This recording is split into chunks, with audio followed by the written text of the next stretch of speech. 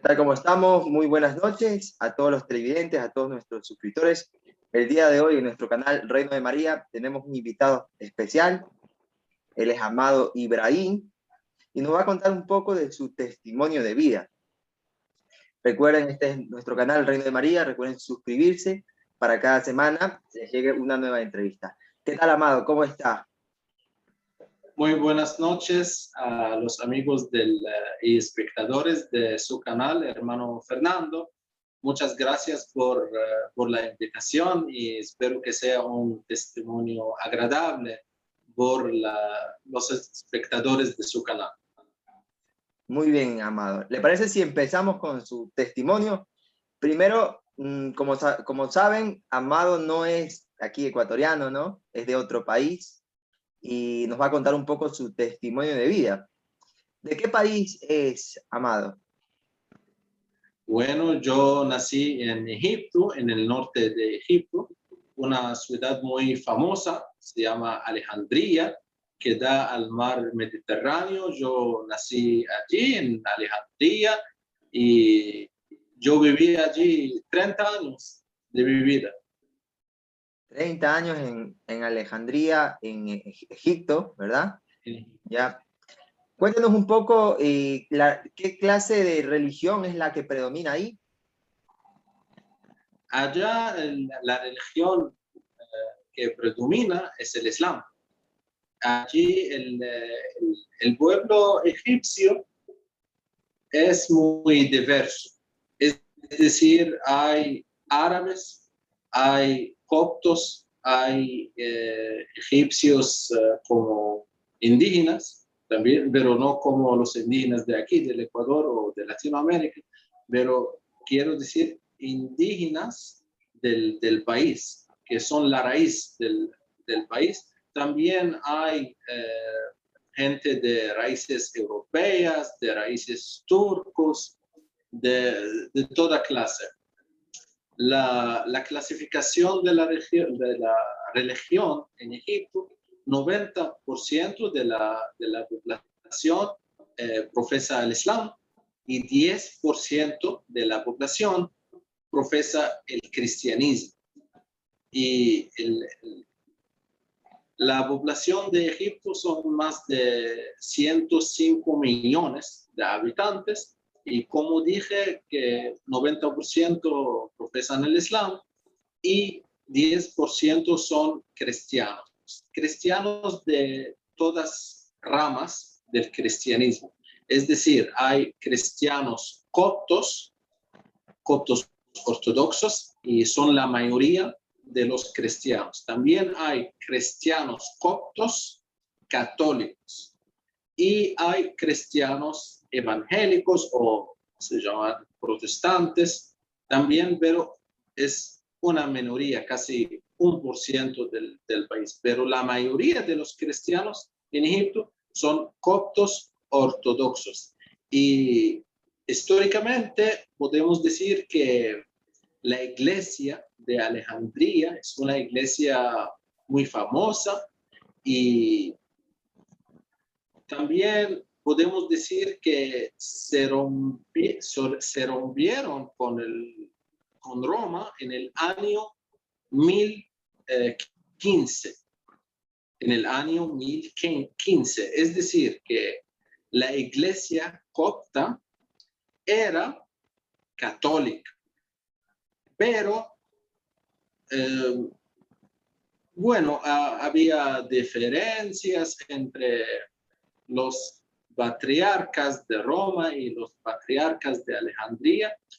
En fin, se separó la iglesia de Alejandría. La iglesia de Alejandría fue fundada por el apóstol San Marcos. Él es, antes de San Marcos, el pueblo egipcio no sabía nada del cristianismo. Y llegó San Marcos a Egipto, a Alejandría, profesó el cristianismo y mucha gente con fe y con bendición de Dios siguieron y conocieron a Cristo a través de San Marcos. Por eso la iglesia de Alejandría se llama la iglesia copta ortodoxa de San Marcos. Así es el título formal de la iglesia de Alejandría. Y también hay coptos en Egipto. Casi 5% de la población son coptos católicos. Es la clasificación en general de las religiones, pero la religión dominante, la religión de la mayoría de la población es el Islam. Muy bien, hermano. Excelente explicación. Entonces nos dice que la mayoría son del Islam. Luego también se divide el cristianismo entre lo que son coptos ortodoxos, coptos católicos, y también están los hermanos cristianos evangélicos, o conocidos también como los protestantes. Entonces, Sí. antes de ser católico, ¿a qué rama pertenecía usted? Yo nací de padres bautistas.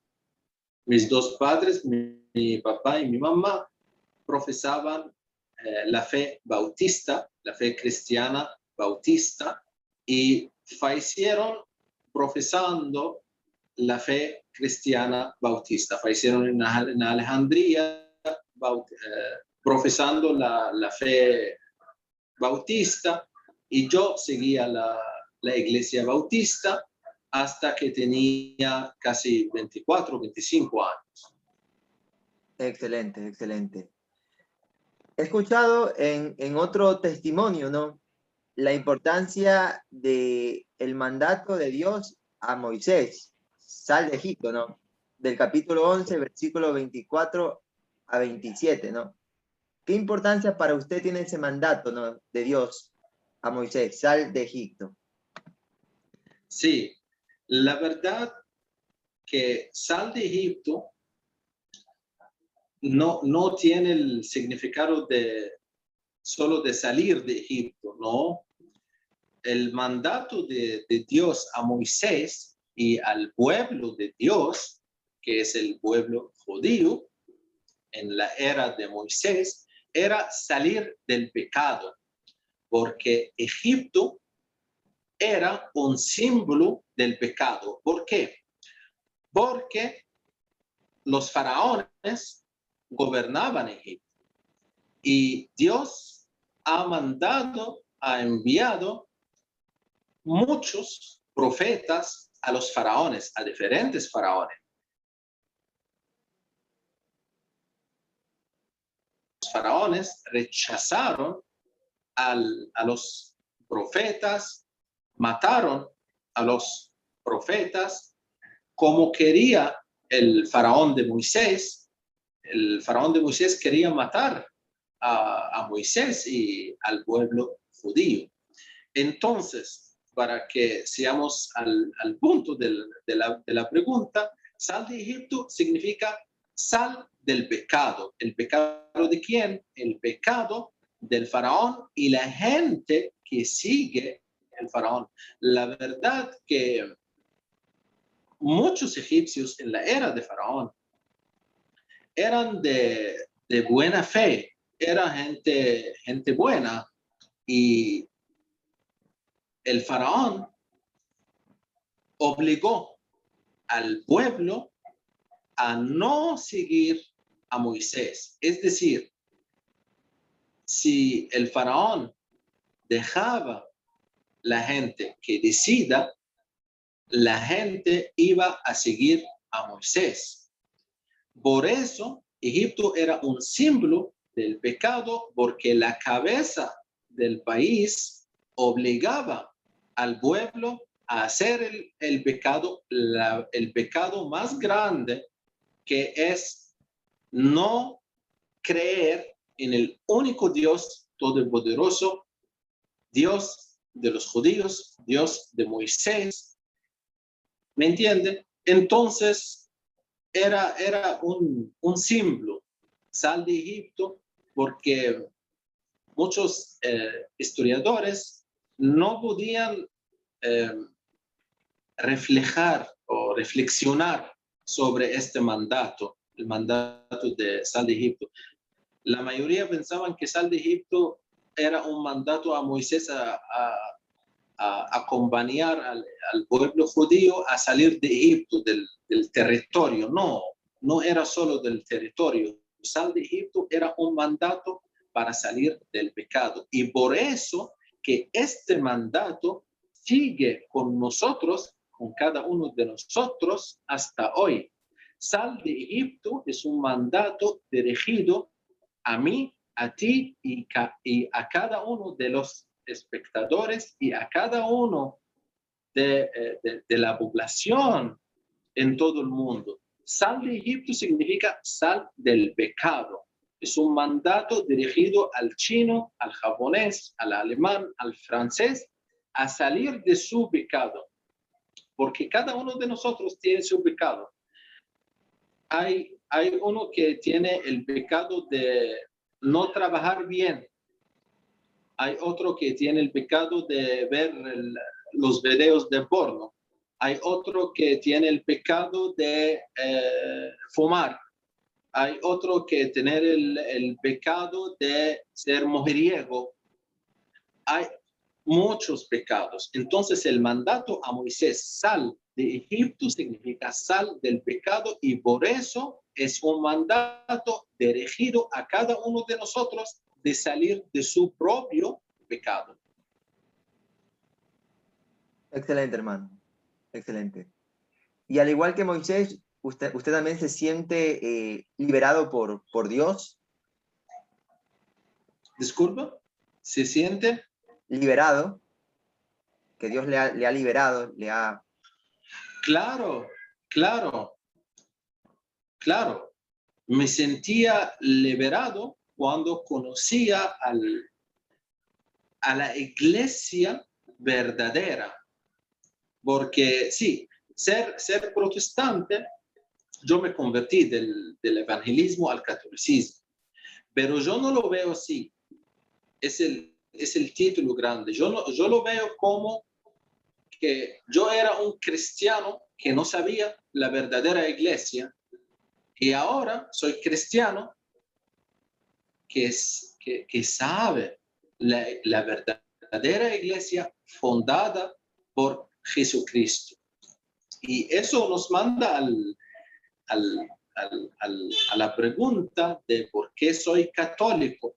Aquí tenemos Efesios 5:23. Cristo es cabeza de la iglesia. Cristo es también el salvador de la iglesia, la cual es su cuerpo. Si vamos a reflexionar un poquito sobre este versículo que dice, Cristo es cabeza de la iglesia. Entonces, ¿cuál iglesia? Tenemos la iglesia católica, la iglesia evangélica, tenemos la iglesia ortodoxa, y las iglesias evangélicas no es una sola iglesia evangélica, hay muchas iglesias. Entonces, Jesucristo es cabeza de cuál de ellos. Y no se puede imaginar que Jesucristo es cabeza de cada uno. No, porque la verdad es una. No hay dos verdades ni tres verdades. La verdad es una. Entonces, me sentí liberado cuando sí seguía y sabía cuál es la verdadera iglesia fundada por Jesucristo y no fundada por un hombre 15 siglos después de Jesucristo, porque la mayoría de las iglesias de los evangélicos o de los protestantes empezaron a ser fundadas después del siglo XVI, es decir, 15 o 16 siglos después de Jesucristo. Entonces, no es imaginable, no es lógico que una iglesia fundada en el año 1700 sea la iglesia verdadera, al cual dice Efesios 5:23, Cristo es cabeza de la iglesia. La iglesia, para concluir al punto que quiero decir, Cristo es cabeza de la iglesia, no se puede aplicar a una iglesia fundada en el año 1700. Cristo es cabeza de la iglesia, no puede ser dirigida a una iglesia fundada en el año 1800 o en el año 1900. No se puede. Cristo es cabeza de la iglesia, es un versículo que fue dicho en el año 33 o en el año 35 en el libro de Efesios. Entonces, lo que puedo concluir es: Cristo es cabeza de la iglesia del año 35. ¿Y qué es la iglesia que fue fundada en el año 35? Es una iglesia, una sola iglesia que fue fundada en Jerusalén y luego, después de los acontecimientos, fue trasladada a Roma. Pero la iglesia católica es la iglesia que podemos decir que es Cristo es cabeza de la iglesia. Sí, esto aplica a la iglesia católica. Eso libera, mi hermano, a las personas. ¿Por qué? Porque un hermano, vamos a decir, un hermano de Testigos de Jehová. Los Testigos de Jehová tienen un templo, tienen que es una iglesia fundada en el siglo XIX. Cuando hablo con un hermano de los Testigos de Jehová, yo puedo mencionar y predicar con este versículo: Cristo es cabeza de la iglesia. Se puede que Cristo es cabeza de la iglesia de los Testigos de Jehová, una iglesia que fue fundada solo 100 años atrás. No se puede. Entonces, eso libera a las personas y por eso yo me sentí liberado cuando regresé. Yo le digo siempre, yo regresé a la única iglesia fundada por nuestro Señor. Excelente, excelente explicación. Hermano amado, ¿usted cree que existe una persecución hacia los cristianos en Oriente? ¿Y cómo se manifiesta esa persecución? ¿Cómo se manifiesta esta? ¿Cómo se manifiesta esta? Sí, esa persecución a los cristianos en Oriente. Persecución. Bueno, vamos a hablar sobre el origen de la persecución. Bueno,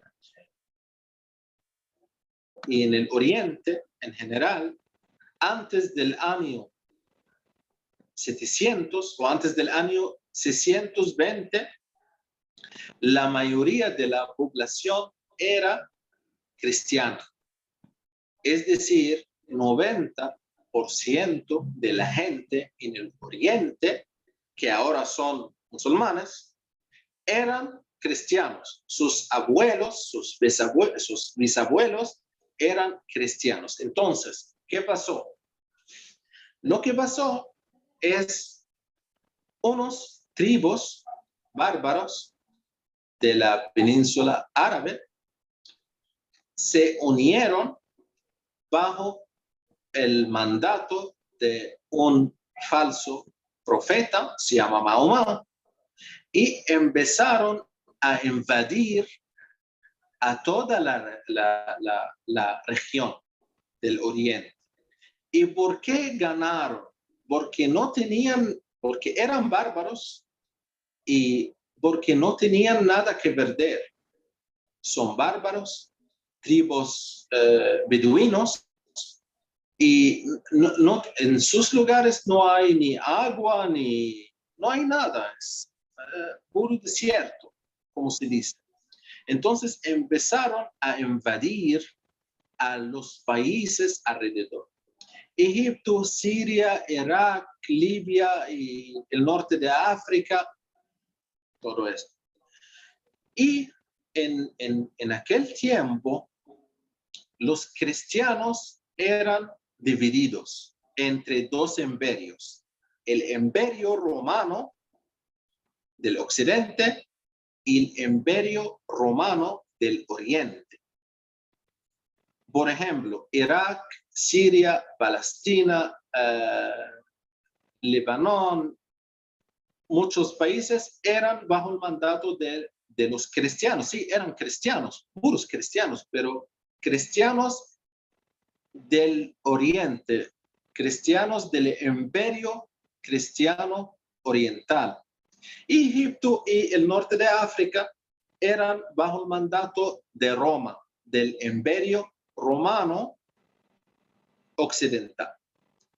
Y los árabes, los tribus árabes, aprovecharon de la división que hubo entre los cristianos y empezaron a hacer alianzas con cristianos del Oriente contra los cristianos del Occidente, y lamentablemente ganaron muchas batallas por tener la ayuda de cristianos mismos.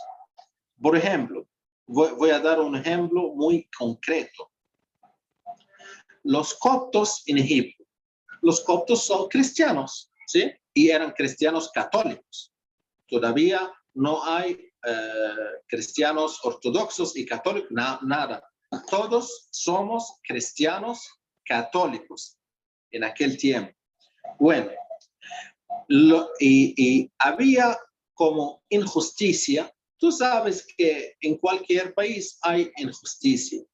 Y Egipto era bajo el mandato de Roma, el gobierno del Imperio Cristiano del Occidente, y había muchas injusticias. Entonces, lamentablemente, los hermanos coptos empezaron a ser como, la verdad, ellos no ayudaron a los árabes a invadir a Egipto, pero tomaron una posición neutral. Tomaron una posición neutral. Y ellos tenían que batallar contra la invasión árabe, pero por la injusticia que fue muy grave contra ellos, ellos tomaron una posición neutral, y eso permitió a los tribus bárbaros árabes a invadir a Egipto. Y eso lo que ocurrió casi en todos los países del Oriente. Ahora bien, los árabes invadieron a los países del Oriente, pero todavía la mayoría de la población era cristiana. Entonces los árabes empezaron a hacer masacres. Masacraron, por ejemplo, en mi país casi mataron a la mitad de la población. ¿Para qué? Para que los cristianos no sean más que los musulmanes. Y eran masacres, y muchos historiadores hablaron sobre esas masacres, y hasta hoy, hasta el día de hoy, hay masacres. Entonces, yo he dado una introducción de historia de lo que pasó. Ahora vamos a viajar desde el año 620 después de Cristo al año 2021, que es hoy en día. Lo mismo está ocurriendo. Y el nivel de la persecución es muy, yo le digo, muy grave, que la vida del cristiano casi imposible en esto.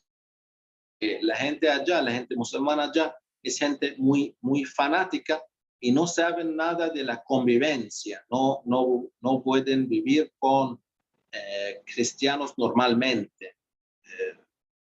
Ellos tienen un libro que se llama el Corán, y en el Corán da mandamientos a matar a los judíos y a los cristianos. Y los musulmanes siempre dan 3 opciones al cristiano. Por ejemplo, cuando invadieron a Siria, han dado tres opciones a los cristianos. Cuando invadieron a Egipto, han dado tres opciones a los cristianos. Cuando invadieron al norte de África, que fue de mayoría cristiana, han dado tres opciones a los cristianos. ¿Cuáles son las tres opciones?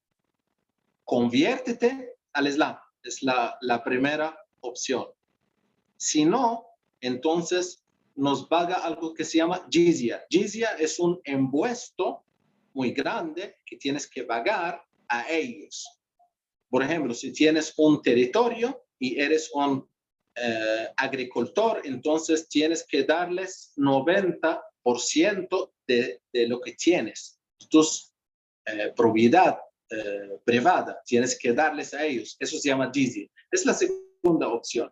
Si no aceptas convertirse al Islam y no aceptas darles el jizya, el impuesto, entonces te matan. Es la tercera opción. Entonces, es gente que no saben qué significa la convivencia. Y verdaderamente podemos decir que en el año 1960, es decir, hace 60 años, había en Egipto casi 20 millones de cristianos. Hoy en día son 10 millones de cristianos. Entonces, 10 millones de cristianos, 50%, imagínense, 50% de la población se han emigrado. Hicieron inmigraciones a Europa, a Estados Unidos, a Sudamérica, a Australia, a otros países. ¿Por qué? Porque no pueden vivir. Y la verdad, la situación en otros países, en mi país, Egipto, la situación es un poco, no es tan bueno, pero sí, es un poco aceptable, porque el gobierno de Egipto, más o menos un gobierno como mentalmente sano, que puedo decir. En otros países la situación es peor, como Siria e Irak. En Siria e Irak ya mataron a los cristianos en las calles. Ni el gobierno de Estados Unidos hizo nada, ni Naciones Unidas, no, nadie, ni los países europeos, nadie hizo nada. Eso fue hace 40 o 30 años, no es hace 1000 años, no, hace 30, 40 años. Entonces, hay persecución muy grande y vamos a seguir con los ejemplos para que los espectadores entiendan la cultura, cómo se va. Por ejemplo, el cristiano no puede ser, por ejemplo, un militar de alto rango en el ejército. Vamos a decir que hay una persona que afortunadamente es cristiana y él es una mentalidad grande, un genio en el pensamiento estratégico y quiere unirse en el ejército, que no se puede ser un general o un coronel o alto rango en el ejército. Está prohibido que sea un agente de inteligencia. No se puede que sea como el University Dean, es como la cabeza de la universidad. No se puede. Y por eso, como egipcios, tenemos 3 universidades, 3 cabezas de universidades en Canadá, 3 egipcios y casi 1500 médicos egipcios, todos cristianos que trabajan en Canadá y hacen muy buen trabajo. ¿Por qué no hacen esto en su país de origen, que es Egipto? Porque no se puede, no se permite hacer su trabajo. ¿Me entienden? Otro ejemplo es en la educación. La educación islámica es obligatoria a todos, a los cristianos y a los musulmanes. Por ejemplo, cuando yo estaba en el colegio o en la escuela, tenía que estudiar versículos del Corán, es obligatorio. Tenía que estudiar eso. Y muchas veces yo decía al profesor, profesor, pero soy cristiano. Y él me responde, tienes que estudiar. Así es la situación. Es una situación muy miserable. Y hay muchos ejemplos, pero estoy dando algunos ejemplos para que el espectador sea consciente y orientado al nivel de persecución que está en el Oriente contra los cristianos. Amado, se dice que en esencia el Islam es una religión violenta, ¿no? Y se habla también sobre lo que está pasando actualmente, ¿no? Con el tema de los talibanes, ¿no? Explíquenos un poco qué son los talibanes, ¿no? ¿Y qué opina del regreso de los talibanes a ciertos países como Afganistán? Sí, de primero tenemos que decir que Afganistán es un país muy lejos de Arabia, muy lejos de Arabia Saudita, muy lejos de Siria, muy lejos de Egipto. Es casi otro mundo porque Afganistán se ubica en Asia. Es, es un país que tiene fronteras con China, entonces es muy lejos, casi la distancia entre Egipto y Ecuador es la misma distancia entre Egipto y Afganistán. Pero puedo hablar sobre el tema porque tenemos en Egipto mucha gente con la misma mentalidad de los talibanes. Y vamos a empezar. Tenemos aquí que hablar sobre el fundamentalismo islámico.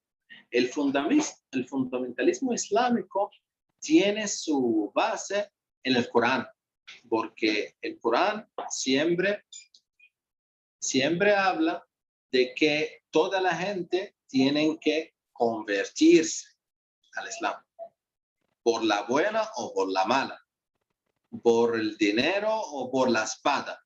Por eso las invasiones islámicas se disminuyeron cuando los europeos tuvieron la oportunidad de defenderse.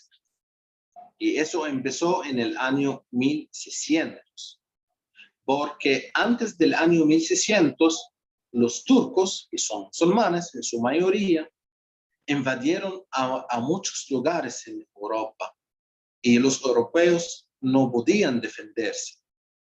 Y cuando los europeos desarrollaron, los países europeos empezaron a desarrollar en el siglo XVI. Desde allí empezaron a defenderse contra el Islam, contra la invasión islámica. Lo mismo ocurrió en Afganistán. Los afganos no eran musulmanes al principio, digamos, al país, mataron a los hombres y ya tomaron a los niños y a las niñas como esclavos y esclavas y tuvieron a las mujeres para que sean sus esposas y empezaron a gobernar a Afganistán. Antes de continuar en el tema, tengo que mencionar algo. Afganistán era un país de gran civilización antes del Islam. Era un país de intelectuales, de ingenieros, de médicos. Era una civilización grande, como Egipto y como Siria.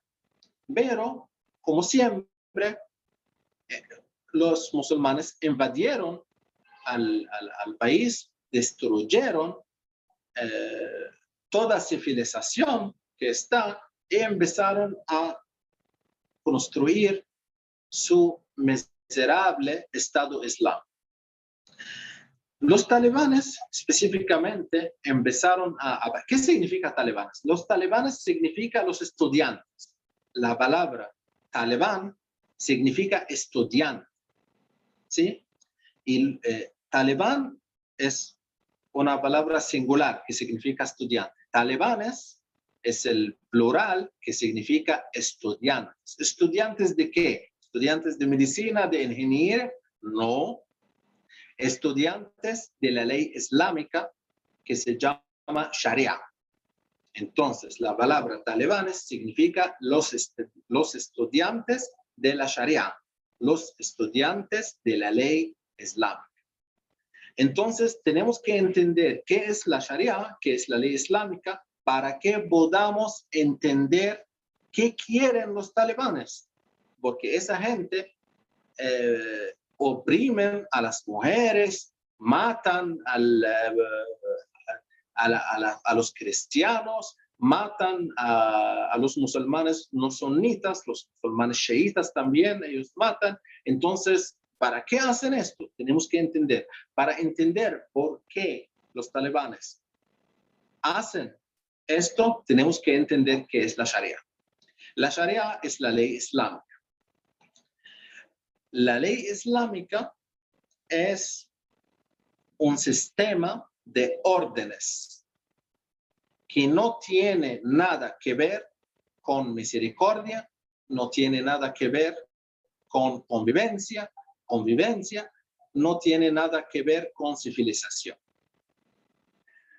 La ley islámica implica que una mujer hace una relación con un hombre y no son esposos, entonces vamos a matar a la mujer y al hombre.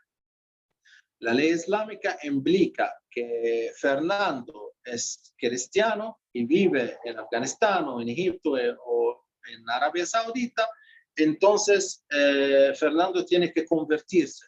Otro caso tiene que pagarnos el impuesto.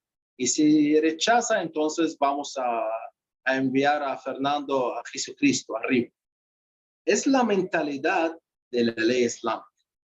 Y es una ley muy miserable, como le digo, y ellos ven a las mujeres de manera muy inferior, de manera que ellos ven a las mujeres como animales. Ellos tratan a las mujeres como animales.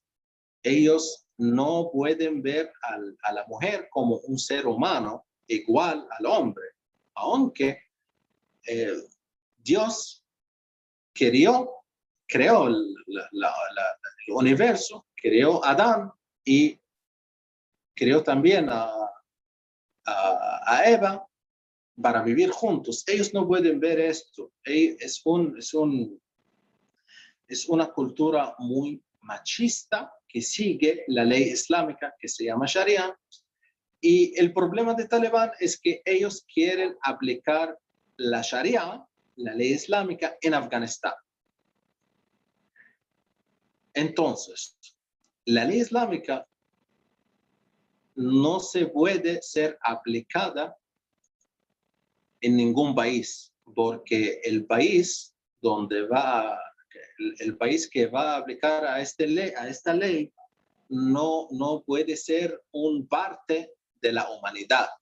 Se vuelve directamente a los monstruos, a los animales. Egipto es un país de mayoría musulmana, pero no aplica la ley islámica.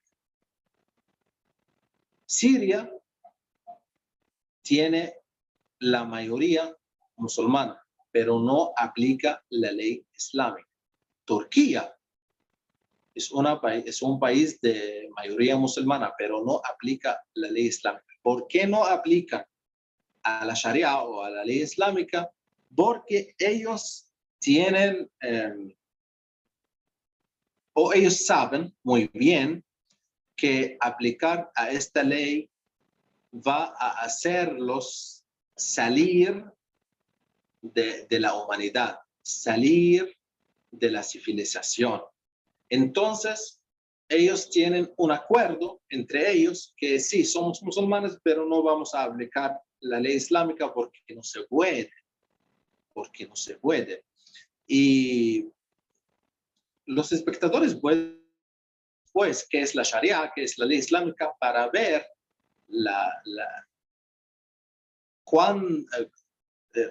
para ver como la injusticia.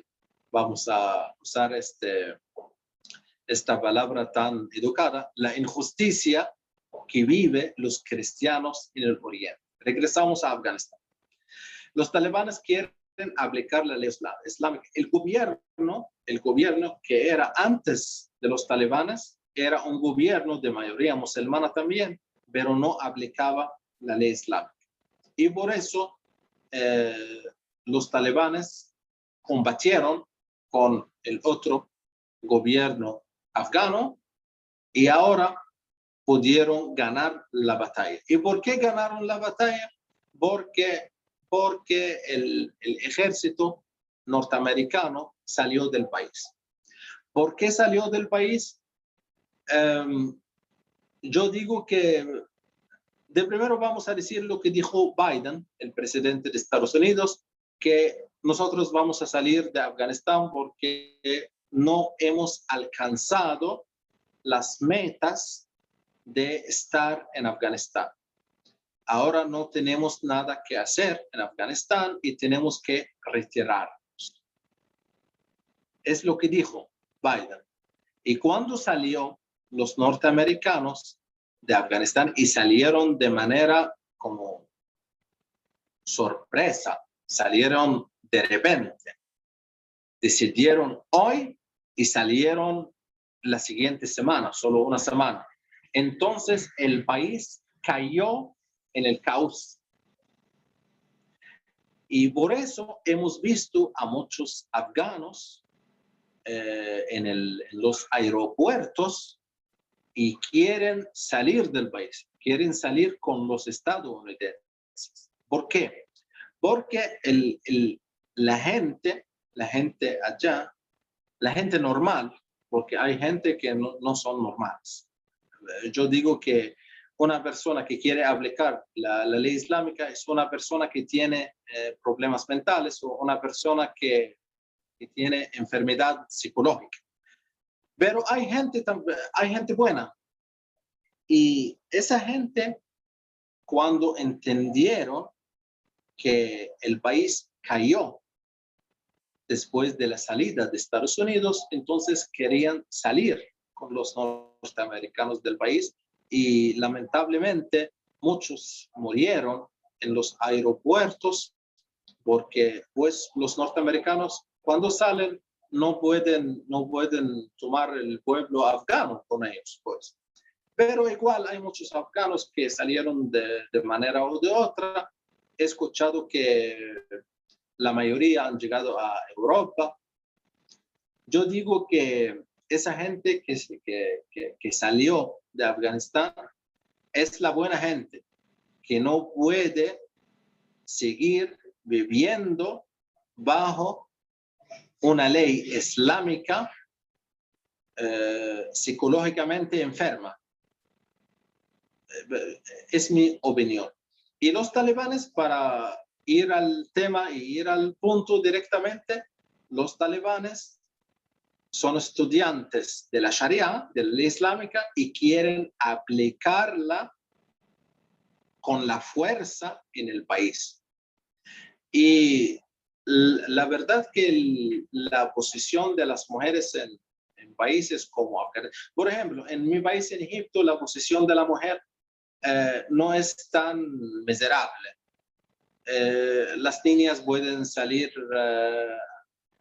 ir a las escuelas, ir a las universidades, hay muchas mujeres médicos, hay ministras en el gobierno, casi 30% del gobierno egipcio son mujeres, pero en Afganistán no se puede. En Afganistán está prohibido. ¿Por qué? Porque Egipto no aplica la ley islámica, pero Afganistán aplica la ley islámica. Cualquier país que va a aplicar la ley islámica, que es la Sharia, como los talibanes, va a caer en el caos. Muy bien, hermano. Ya nos queda poquísimo tiempo para terminar el programa. Nos gustaría que nos explique brevemente, ¿no?, su estancia en Ecuador, qué tal le parece la situación en Ecuador sobre el tema, ¿no?, de la libertad religiosa. Sí, Ecuador es un país excelente, un país multicultural, de verdad, un país de libertad religiosa. He visto de todos, he visto el evangélico, el católico, es católica. También hay mucha gente atea o dicen ateos. Yo no creo que hay mucha gente atea, solo dicen ateo. Es que yo lo llamo el ateo del bolsillo. Sí, cuando la situación está bien, soy ateo. Y empieza a decir como teorías de ateos. Y cuando hay un problema, sálvame Dios, Dios salve. Regresaste, man. Entonces, sí, me identifiqué rápidamente con los ecuatorianos y sí, me gusta. Yo vivía 3 años en Quito, La Marín, y sí, me gustaba mucho la ciudad de Quito, me gustaba mucho la gente serrana, me identifiqué rápidamente con ellos. He trabajado como profesor de inglés y luego me casé, me trasladé a Guayaquil y también la gente de Guayaca es maravillosa y me identifico mucho con ellos. Y con respecto al punto de la libertad religiosa, sí, Ecuador es un país de libertad religiosa, es un país de libertad, es casi, no hay restricciones, no se puede porque la constitución es secular. Solo una cosa que puedo decir aquí es el tema del aborto, y tengo que mencionarla porque aquí en Guayaquil estamos celebrando las actividades pastorales de salud y de Provida, y me entristece lo que pasó en México, que aprobaron la ley del aborto, la despenalización y todo eso. Y yo digo que todo esto tiene consecuencia. Y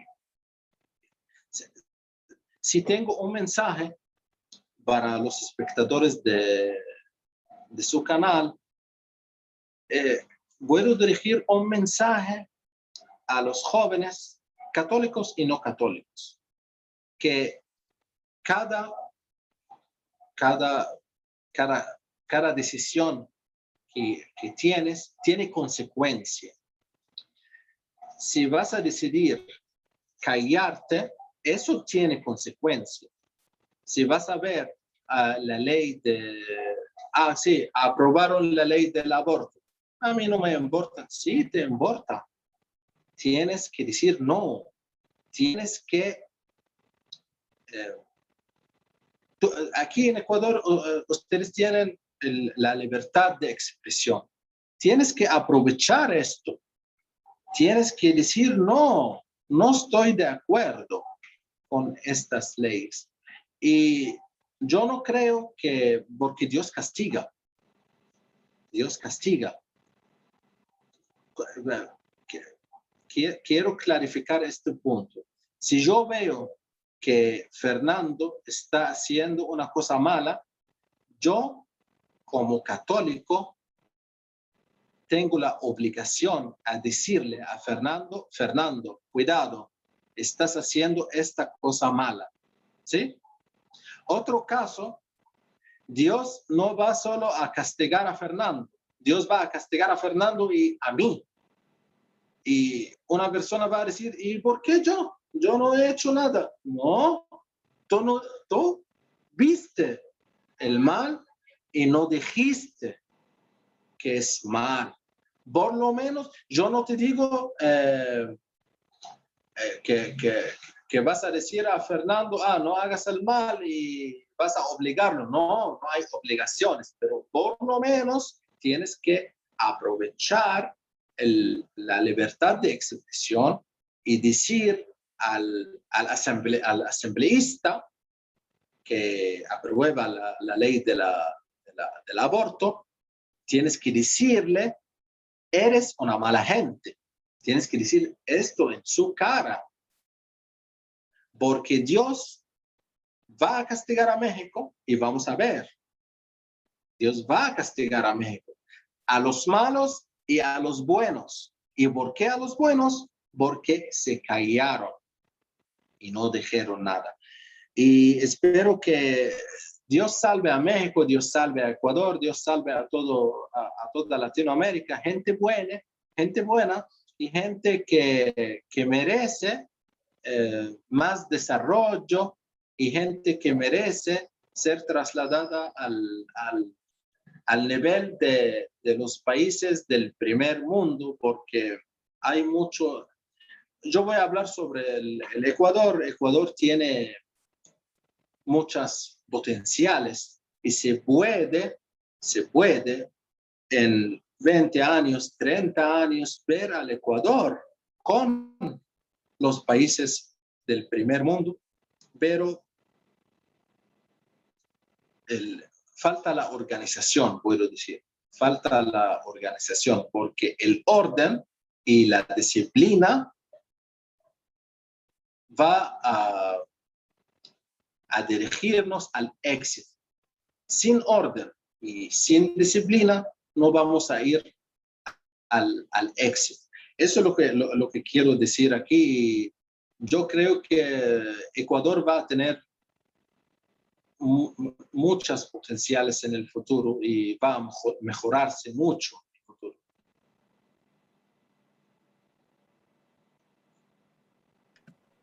Muy bonitas palabras. Por mi parte, bienvenido al Ecuador, ¿no? Y Gracias. también bienvenido a la Iglesia Católica también. Y ya para terminar en estos últimos minutos, como sabemos que usted también tiene un programa en Radio Fides Online, ¿no? Participa también y tiene un canal de YouTube. Me gustaría que invite a los televidentes, a los que nos están escuchando, a nuestros suscriptores, para que también los sigan, ¿no? En su programa, en su canal de YouTube, y vayan escuchando sobre sus diferentes temas, las diferentes charlas que también tiene ahí, que son muy buenas también. He estado escuchando una que otra. Les felicito. Sí, muchas gracias. Y sí, tenemos un apostolado en Radio Fides Online, mi esposa y yo. Y mi esposa trabaja en Radio Fides hace 3 años con el programa Apóstoles Digitales. Yo me uní en el programa hace 1 año y medio, en enero 2020. Y juntos, yo y mi esposa, hemos hecho muchas entrevistas con sacerdotes, con intelectuales, con jóvenes de pastoral, de diferentes pastorales de la Iglesia Católica. Y por razones de la pandemia, empezamos a hacer el programa Apóstoles Digitales en línea. Antes de manera presencial. Nosotros vivimos en Guayaquil, entonces antes de la pandemia hemos hecho las entrevistas de manera presencial con gente que vive en Guayaquil, pero después de la pandemia nosotros empezamos a hacer las entrevistas en línea y eso nos dio la oportunidad a entrevistar a mucha gente del Perú, de Colombia, de Argentina, de Costa Rica, Guatemala, México, muchos invitados desde México, desde Monterrey, la ciudad de México y otras ciudades en México. Entonces, yo puedo decir que es una buena programa. Para mí era una experiencia muy bonita y mi esposa es quien me dio la oportunidad a ser presentador. Y ya hace 6 meses ya tenemos una bendición en nuestra casa, mi hijo, Yasser Amado. Y también yo tengo un canal de YouTube que se llama Ayar Apostolado, Ayar A-Y-R Apostolado, donde entrevistamos también a muchos intelectuales y a sacerdotes, laicos misioneros y ¿qué más? Que falta que estamos en el camino de ser laicos misioneros combonianos con Padre Enzo. Entonces, sí, poco a poco estamos desarrollando nuestro camino del apostolado católico juntos con nuestros espectadores que nos apoyan y yo puedo decir que aquí en Guayaquil he ampliado mucho mi conocimiento sobre la teología católica y he ganado mucha sabiduría con hablar con sacerdotes y laicos misioneros y con toda la gente católica. Y la meta que yo veo es el conocimiento dirigido al pueblo católico, porque todos somos los hijos de Dios. Excelente, Amado. Gracias por haber aceptado esta invitación, esta entrevista. Espero a todos nuestros suscriptores, a nuestros seguidores, que les haya gustado este hermoso testimonio de Amado Ibrahim, ¿verdad? Así se pronuncia, ¿verdad? Sí, Amado Ibrahim. Sí, Amado es mi nombre y el apellido Ibrahim. Entonces, recuerden, este ha sido el programa del día de hoy. Espero que les guste. Recuerden suscribirse y recuerden que este es su canal, Reino de María. Extender el reino de María es extender el reino de Jesucristo para el bien de las almas y la conversión del mundo entero. Que tenga una bonita noche, Amado Ibrahim. Gracias por... Muchas gracias y paz de Jesús. Hasta la vista.